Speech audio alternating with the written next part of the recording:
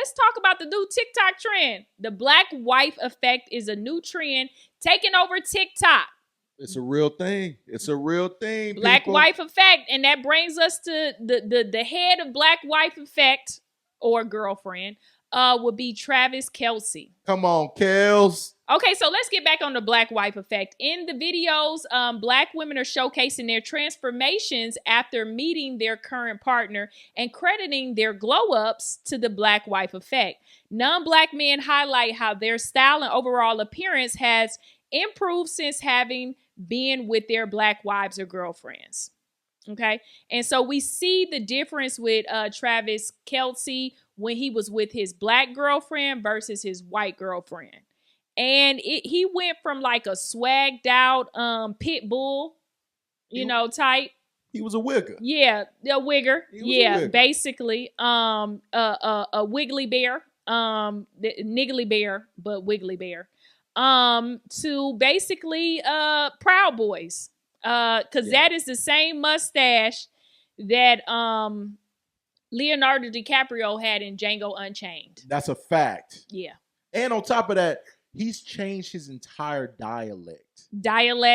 He's went back proper. And it's crazy because Travis Kelce didn't really grow up around black people like that. No, he did not. Yeah, he got this black woman. I mean, but if you think about it, sports, you are around a lot of black people, especially when you go to college and you playing with all the athletes. The majority of these teams are, especially NFL or college teams, the majority of the players are black. So Correct. He has had some type of influence, minus being just with his black girlfriend. The It's culture, inevitable. he's been able to immerse himself into the culture.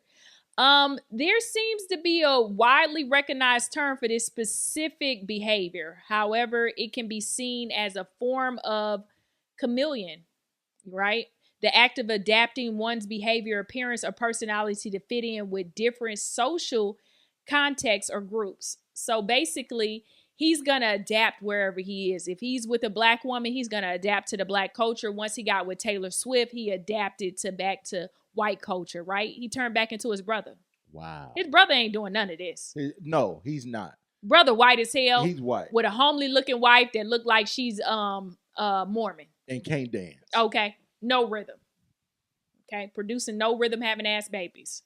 Okay. I like to think of it as identity switching. Shifting between different personas or versions of oneself in response to different social relationships. Code switching. Yeah, we call that code black switching. people, we code switch on the phone. So like, it's like, yo, if I'm talking to B.O.B., I'm like, what up, B.O.B.? And I'll be like, what up, that D? But if you take B.O.B. and you take out the acronyms and you just said Bob, then I'm going to switch up. I'm going to code switch. I'm like, hey, Bob, how are you? I'm going to be like, hey, how's it going? So, you want to go fencing this weekend? Of course. I'll just grab some new tools. Square dancing? Of course. Are you going to bring the macaroni salad? Yeah. And the green bean casserole. No lotion. Delicious. Just sunscreen. All right. Yeah, so that's code switching, but he's doing this in relationships, so that's identity switching. Also, it could be a form of mirroring, right? You mirror somebody, unconsciously matching the behaviors, mannerisms, or speech patterns of those around you in order to build a connection. And we see this with Travis Kelce. But do you know who was the original person of chameleon identity switching and mirroring? Who? J-Lo.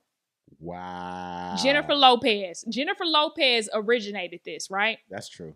Especially in like mainstream media. She was the originator because we saw how she was, right? She was like this sassy ass Latina on In Living Color. Fly girl. Then she turned into a higger. Would you call it a higger, a Hispanic? Well, nigga? she went Latino with Selena. Yeah, she went real She Latino. went real No, but I'm Latino. talking about when she was with Diddy. Oh, when she was with Diddy, she was like Bronx. Yeah, don't be confused by the Well, rocks that I got.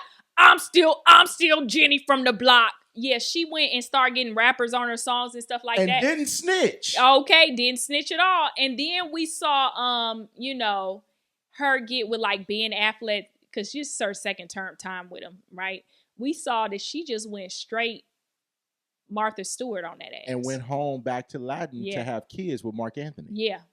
So I think she's the original code switcher. Yeah, she's the best. Yeah.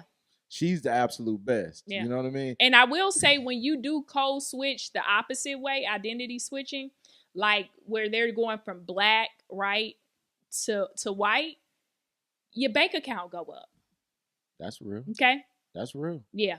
Now, they both had money prior, but the money, the coins just really, you start to get in, because 7 figures is $1 million. 8 figures is like 10 million to 99 million, right? 9 figures is 100 million. So once you identity switch to white, it ain't no reason to come back, really. come on now. J-Lo ain't finna come back to no living single reunion. Yeah, talk to me.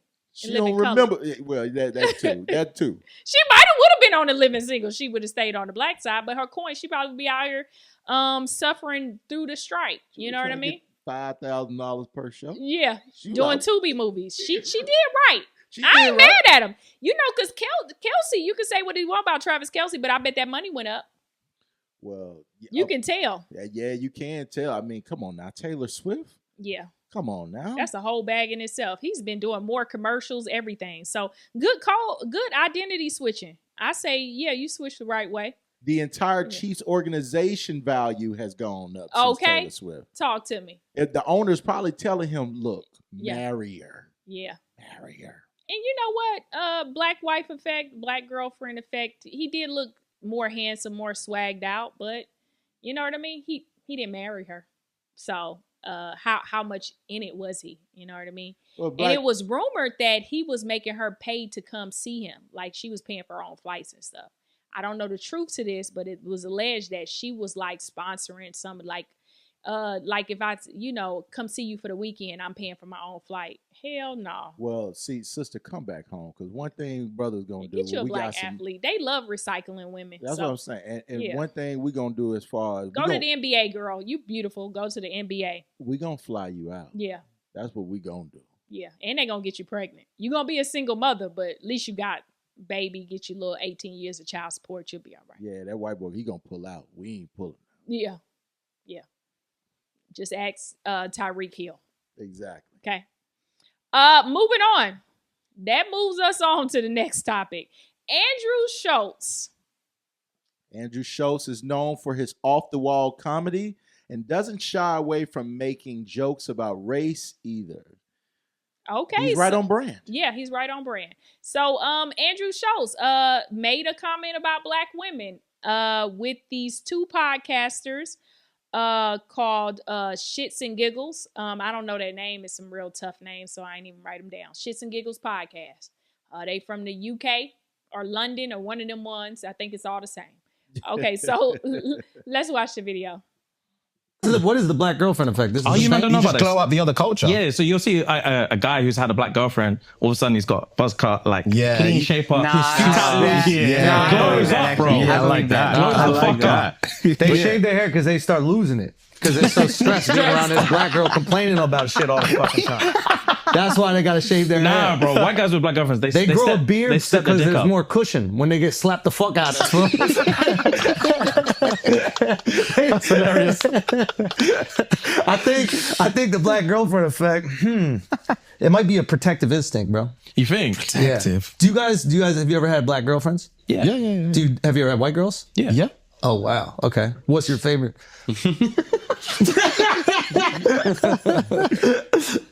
We love them all. Yeah. Oh, really? We love them all. Yeah. That means white. Who gets That means white. U.S. translation. Kendrick fans? Get him! We love them all. That's Royal English for. Wow. Yeah, so basically Andrew Schultz is saying the black wife effect is the reason why a white man would get a beard is because black women will actually like slap you in the face and it's more cushion. Wow. Yeah. So here's the thing that I don't like. We live in a country where white supremacy reigns high, right? It does. Yeah. Black people have been through enough. I'm Black American. My ancestors go back as far as you can go back in America. Black Americans, right? Mm-hmm. White people, haven't we been through enough? Why are you punching down on black women? Right. Okay. Andrew Schultz, and what's crazy is that, which I don't expect them to defend us, the shits and giggles hosts, because they're not Black American men. As a Black American man, you found that to be offensive, right? Absolutely. Here's the problem. When you see other people with the same colored skin across the diaspora, they kind of roll with shit like this. So this is very expected.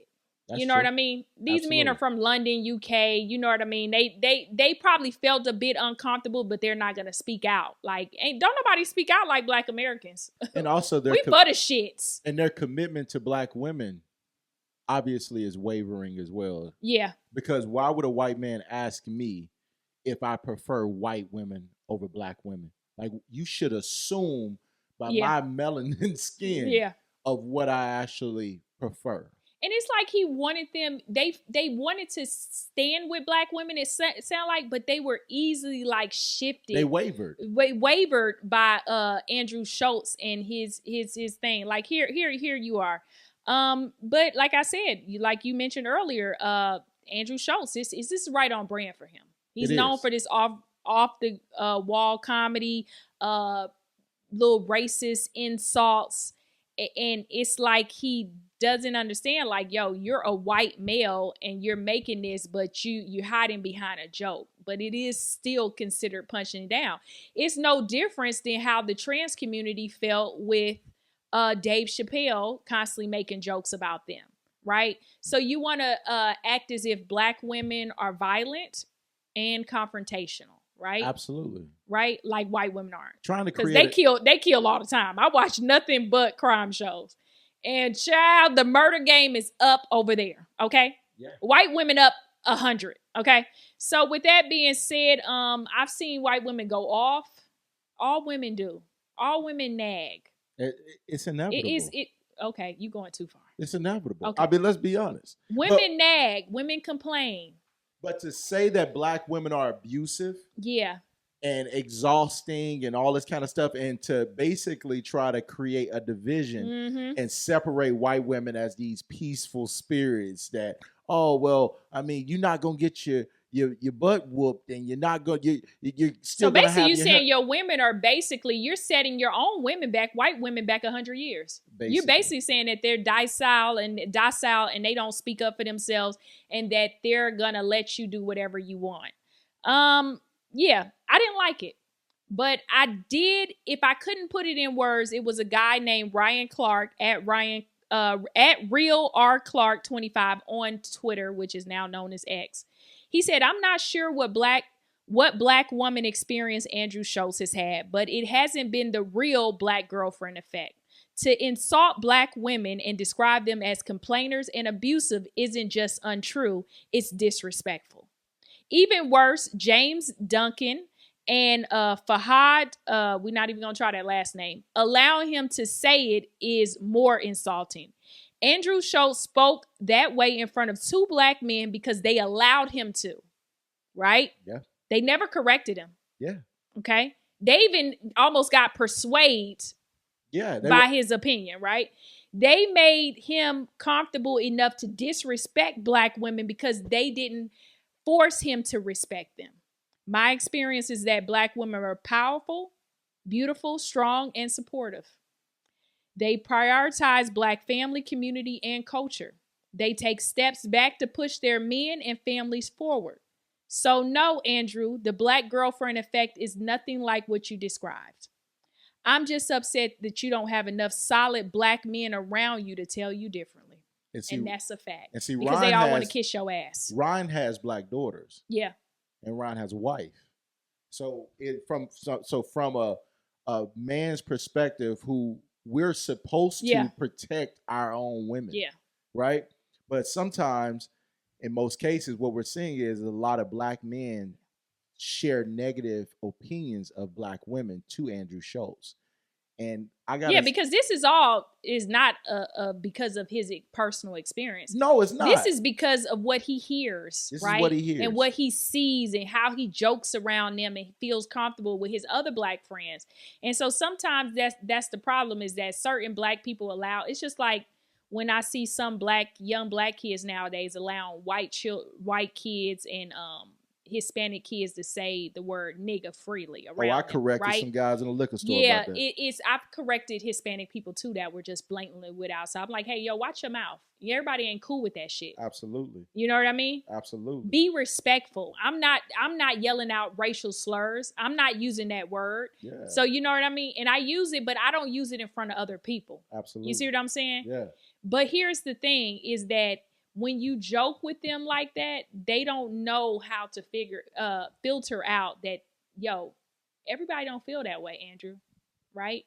Black women are strong enough to actually breastfeed and raise majority of the baby boomers, right? Black America, right? Post-war babies. Mammy was feeding all of them. Yeah, we saw that with the movie The Help. Yeah, we did. Absolutely. That passive-aggressive, complaining-ass, violent-ass mother was putting her daughter down every day, calling her fat. And she said, you is smart, you is kind, and you is important. That's the type of stuff that we instill into our families. And just black women have raised some great black men. I mean, Absolutely. Should we go down the list? I mean, it's so many. We don't B.O.B. B.O.B. over here, right? So with that being said, I thought it was tacky. I know Andrew Schultz personally in real life. I've met him, talked with him, sat down with him, whatever, in New York. But this was very tacky and unnecessary. Yeah. Don't talk on other people's experience. This shit you saying is hearsay. And if black women are complaining, right, it's because we have a reason to complain. Okay? Because we still live in a patriarchal country, and also it's full of white supremacy, racism, and it's prejudice. And what I would say is that, you got enough black friends, man. And this is the reason why black women die at a high rate in hospitals giving birth and stuff like that. They assume because of rhetoric like this, right? Yeah. Pushing this type of agenda that black women are complainers. Black women are dying giving birth at an all-time high because in the hospital, they consider when something is really wrong with your body and you know it and you speak it, oh, you're just complaining. You're just trying to get drugs. Yet and still, majority of the people in this country addicted to prescription pills is what? Come on now. I mean, they ain't black. Mostly red states. I'm just gonna say that. Mostly red states. Your states like Oklahoma, oxycodone. Yeah, Iowa. Okay. All these states that Johnson & Johnson had to sue a multi-billion-dollar lawsuit for the opioid epidemic that was going on. So, which is revenge for crack. So you guys are white crackheads. Okay. All right. Andrew Schultz, all I'm gonna say is this: you picked a fine time to attack black women with Kamala actually running for president. I hate your mustache because it's giving Django Unchained. Yes, it's Travis Kelce with Taylor Swift, and you, Charlamagne, should definitely talk to your podcast co-host. Oh, Charlamagne probably on the same damn agenda. Yeah, but Charlamagne has a black wife, and I'm pretty sure your black wife. Well, you ain't got no hair on your head, so you're not a good example. So you kind of proven Andrew's point. All right, we're gonna keep rolling. Moving on. All right. So well, we still stand on this topic. We just moving to the next little part of it. Andrew Schultz mocks James and Fahad's apology to black women. Wow. Yeah. So I want to hear this. Yeah, let's play that. A quick PSA, quick acknowledgement. So if you know, you know. If you don't, that's fine. But we just wanted to address something that's happening at the minute. This past weekend, there's been a couple of clips going around from when we did a session on the Flagrant podcast while we were on our US tour. US tour. And came over here and got a little taste. A few jokes made backlash that were incredibly inappropriate. One specifically pertaining to black women. And in the clip, Andrew was making a joke. I'm not even going to get into specifics. Frankly, like, racist joke. And we were laughing at it. And to give, first of all, before we get into like specifics or anything like that, obviously there's just literally no excuse. Pause. There is no excuse. Agreed. Pause. There's no excuse. There's no fucking excuse. He's standing on business. Can you pause? Pause. No excuse for that. I just want to take in the beginning of it. There's no excuse for jokes. There is never an excuse for making jokes. But can we try? I'm not going to ever make an excuse for... See, they're going to silence the black man that's on the show. Being a comedian. There's never an excuse for making jokes. Where was the joke? That is a real statement said by a man. Complainers and abusers is the joke. I just want that to be clear. Sorry, that's not a good punchline. There is never an excuse for making jokes with the boys. Go on. Let's take it serious. Look at how sad he is over on the left. Real thing. Like it is, yeah. Fight is a real thing. And he is. So, Do you see? I expect no less responsibility. We should go back because he's going through it right now. Look how he practiced this. Let me pick my skin off my finger. Guys. No. I need you to watch him. Look, he bite his bottom lip again. And he's too scared to stand up for himself. Realizing that you don't know what you're prepared for. You don't know how to prepare for something you don't know what's going to happen. Yeah. Once it's happened one time, you're like, pause. You know what's mad funny about this? Is that they had shit that they asked to take out the episode. You know what they didn't ask to take out? Your racist slander. Why is your nose twitching? They had shit. Their producer, whatever, was like, "Hey, we really think that's inappropriate. We'd like to take that out. That's very uncomfortable." Their fight and flight instinct really kicked in after the power down. But with that joke about the black women, nothing so really seemed. The fight or flight wasn't really there. Your delivery was too good. Maybe they were seduced by a delivery. Yeah, I like them. I feel bad they're going through this, but you don't got to protect anybody. That's what I would say. To y'all personally, to y'all publicly, you don't got to protect. Your people are equal. Listen. And what Andrew Schultz doesn't understand, if you publicly talk this badly about black women, you're only pushing black men towards your women. Absolutely. And so watch your girl, okay? Watch your little family for some big black dick take her down, okay? Or your daughter, because they sometimes it turns in about 20 years. That's a fact. Okay, you're sitting down at the table with some biracial ass grandchildren. Okay, so with that being said, when you push this rhetoric as a white man, you're only pushing black men to take your women. Look at that. Look at God. Look at God. Won't he do it? And when I tell you, Andrew Schultz, man, you are completely oblivious to what the real problem is. Yeah. And you can laugh through that. And you never denied when your partner, your co-host, actually claimed it as racial slander. You never denied it. You laughed through it.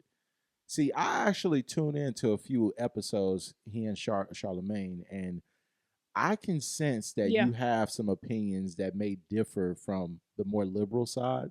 And you kind of disguise. Oh no, he's absolutely. Isn't he a Trump supporter? And you disguise, and you disguise it by having alliances with black people. Yeah, having black people be on the podcast.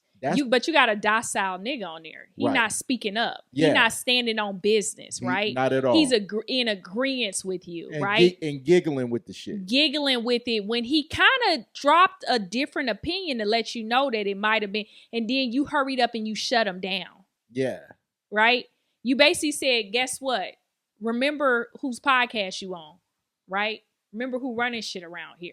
You don't have nobody with no backbone. You don't got me on your podcast to be like, nah, what you said is punching down on black women. Leave us alone. We've been through enough. And you ain't got no beard on your face, so you gonna feel that smack. Yeah, you gonna feel that smack. But in his defense, being on the New York comedy scene, some of the black women that are on that scene, they are complainers. See, that ain't helping our fight. I'm sorry. Let's stand. But that's just them. We gotta stand. He ain't never business. seen me complaining. All right. Okay. We gotta stand on business. We standing on business. All right, moving on.